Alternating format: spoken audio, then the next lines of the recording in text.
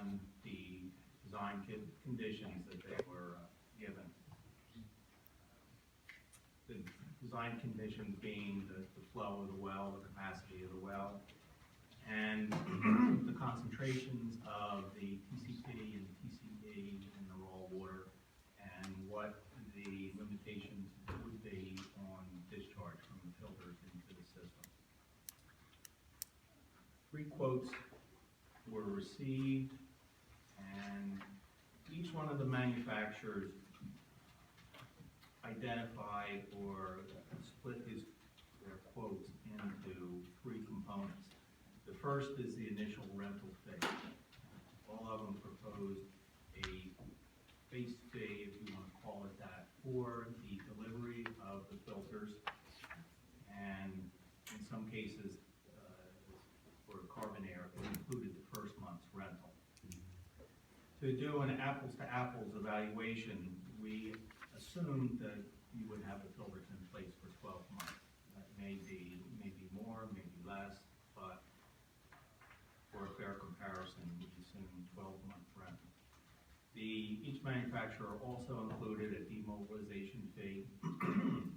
So when you include the initial rental fee, the rental fee for 12 months, and the demobilization fee, the Calgon's price was $341,800. The vote was $348,652, and Carbon Air's was $311,256.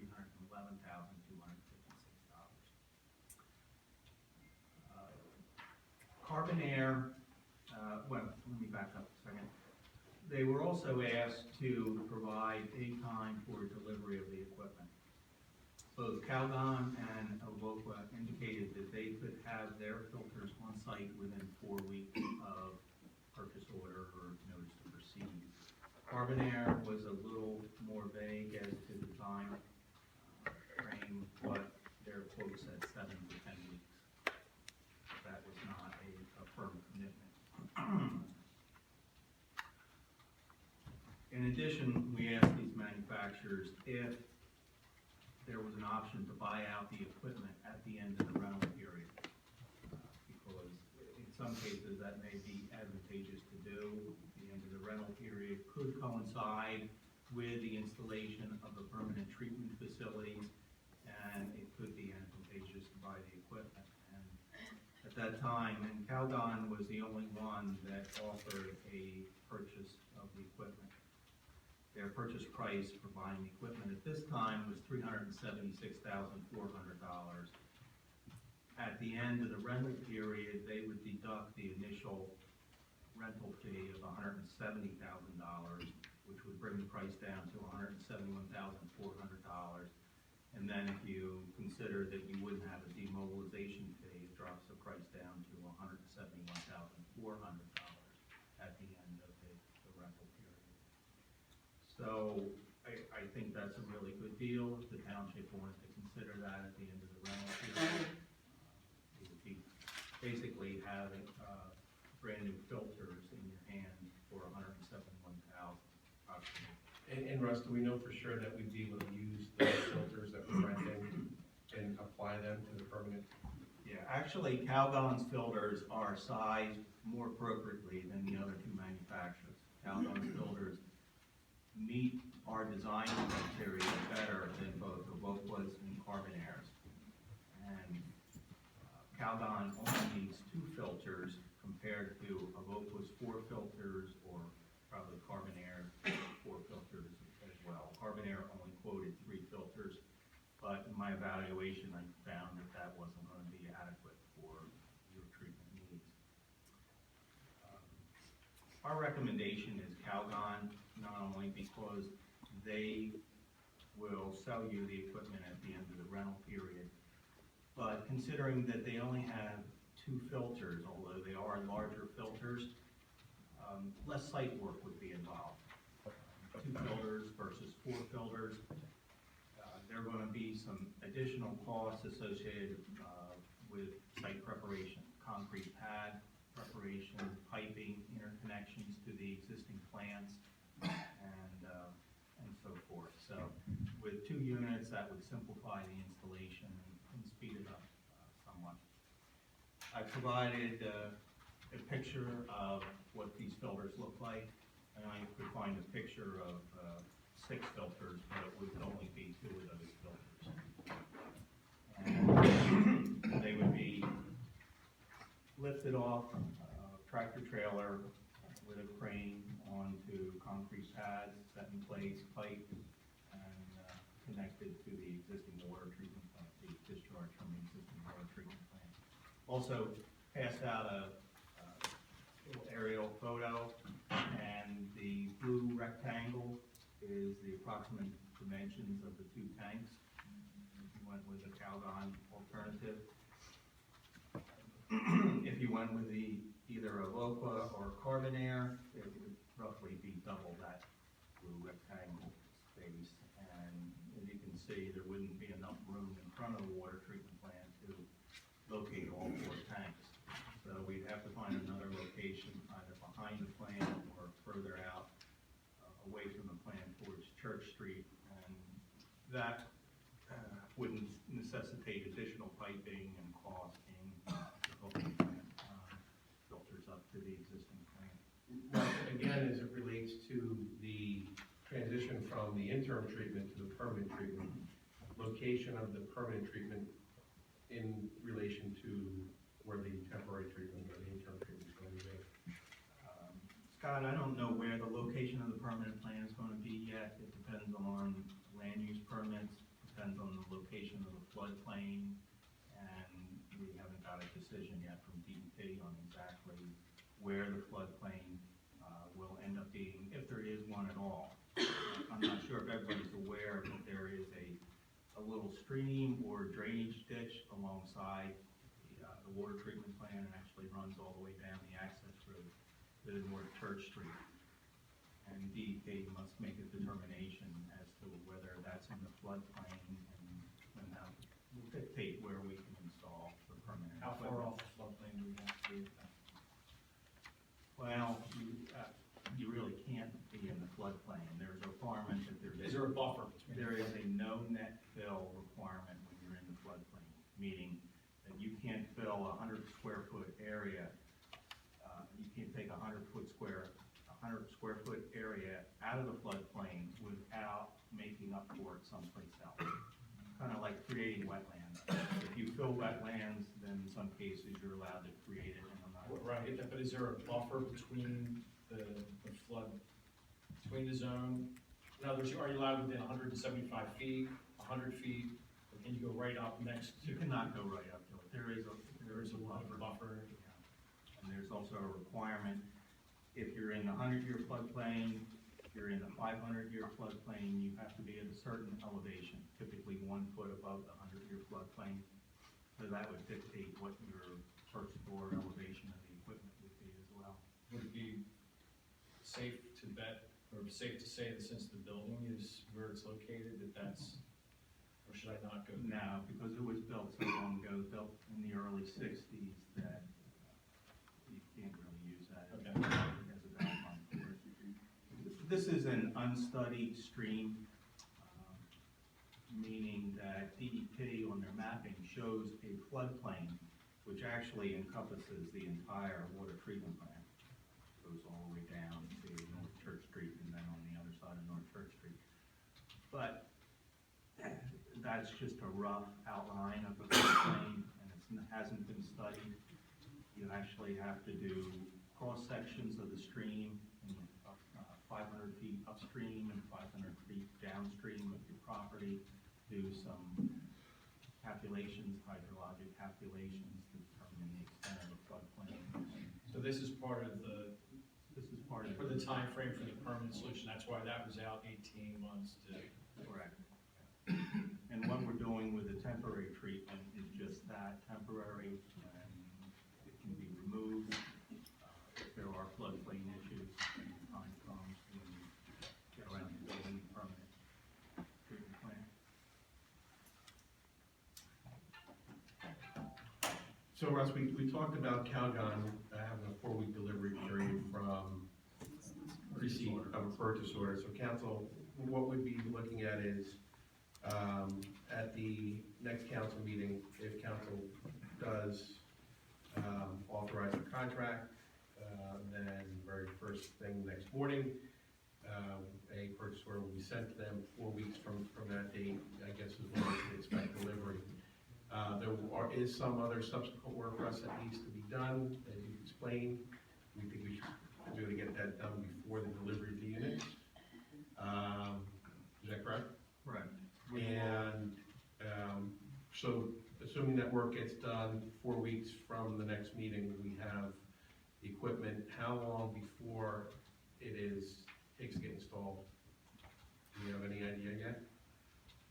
Well, if you give me the go-ahead to engage a contractor to start doing the site work, the concrete pad, some of the piping work that can be done ahead of time, I would like to be as ready as possible so that when those tanks show up, they can be lifted off the truck and put right in place on top of the concrete pad, and then the same contractor can start doing piping work. So it could be a week, probably 2 weeks after the tanks are delivered, that they could be online.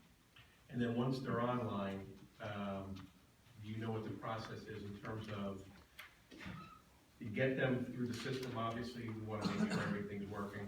We want to make sure it is taking the contaminants out of the water. Well, do you anticipate us going through a period where we're just testing the water first? I don't think there's any question that they're going to take the contaminants out of the water.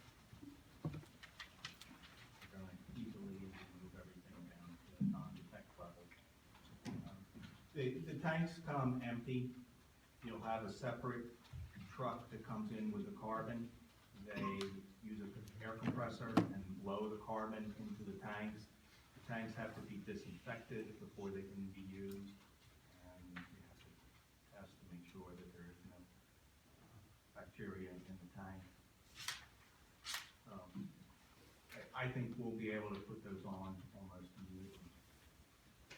And then council, there's no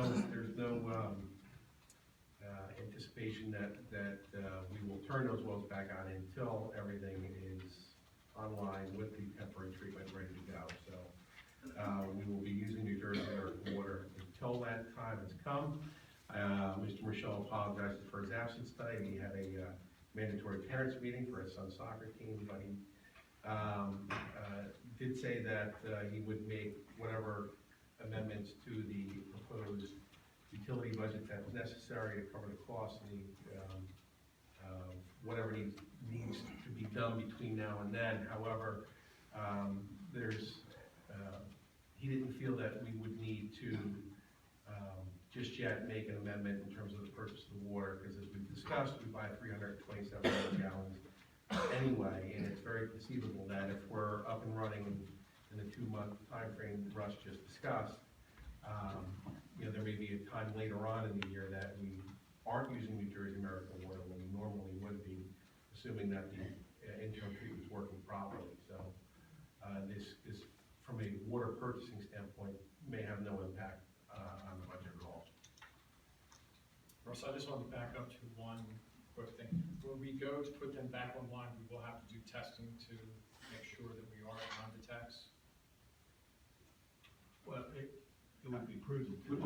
I don't know if we have to, we will. Yeah. Well, okay, that's what I'm saying. I don't think you have to, but I think we should. certainly, because of the problem that you had, I think everybody wants to be sure that they are removing contaminants.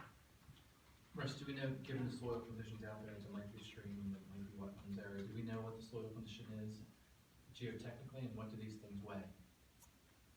Each one weighs 10 tons. So Empty or full? Pardon me? That's empty. That's full. Yeah, that's with the carbon and water in it. Each one weighs 10 tons. We don't know what the soil conditions are. We may take a boring out there, because we're going to need it anyway when we do the permanent plant design. But we should be able to determine what the required slab thicknesses and footing size. I don't want to build a structure out there that's necessarily a permanent structure, because I don't think these tanks are going to stay in that location. I don't want to over-design it. I don't want to design it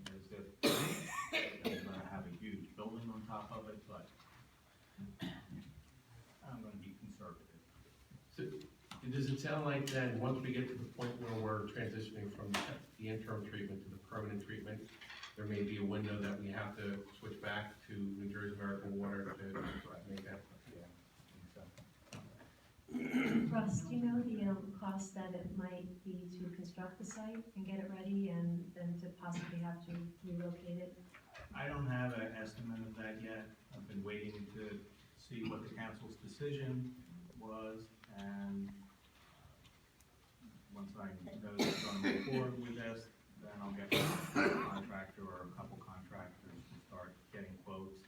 I have to do some preliminary design to give them so that they can price some of those things up. I would think we'd wanna do that almost immediately. If we have a 4-week window for delivery. I would like to almost start. start designing tomorrow.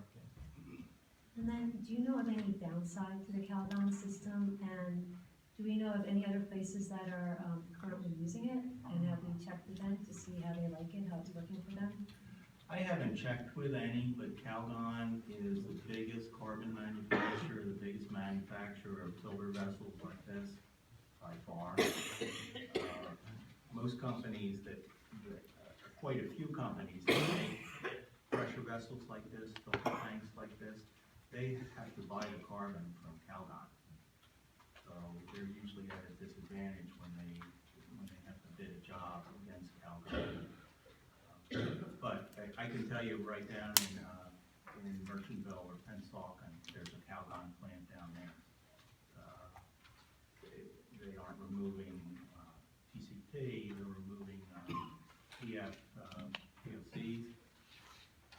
But it was actually, it started out as a pilot plant that was funded by DEP, and it has moved on into a permanent treatment facility. So that's the closest one I know. I just want to follow up to actually Manny's question. It's 4 weeks from receipt of purchase order. Right now we're looking at March 8th. And that price, I'm guessing, is inclusive of any road permits that might be necessary, the crane rental. Doesn't include the crane rental, but it includes freight to the site for their tractor trailers, for the carbon. And includes some setup supervision as well.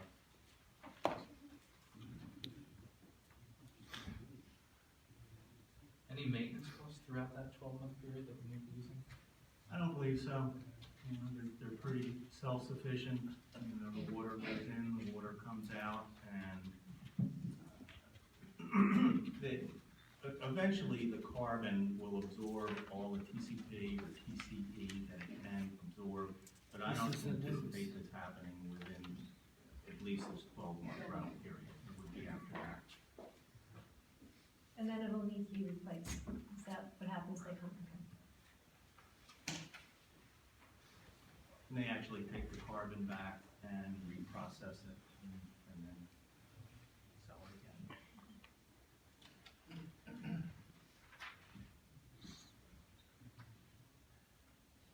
Sorry, final question. Any concerns with the delivery? I mean, 20,000 pounds or bringing in by crane on that small road there, any issues?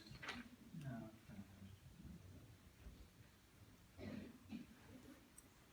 It's actually, it's 200,000 pounds, but that's full, 10 tons.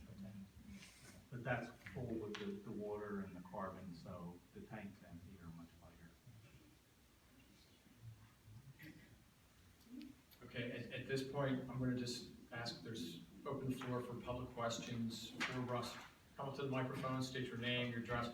We got 4 minutes to, just before we start the official action. I know a lot of people have some questions, so just a couple real quick questions would be great. My name's Bill Seward. I live at 42 Lakeview, and I just had a question on the carbon. If they're going to if they can recondition it and resell it, would you guys get a credit for the carbon? No, that's not the way it works. They figure that reprocessing in their cost when they sell you the carbon. That's just how they work it. Okay.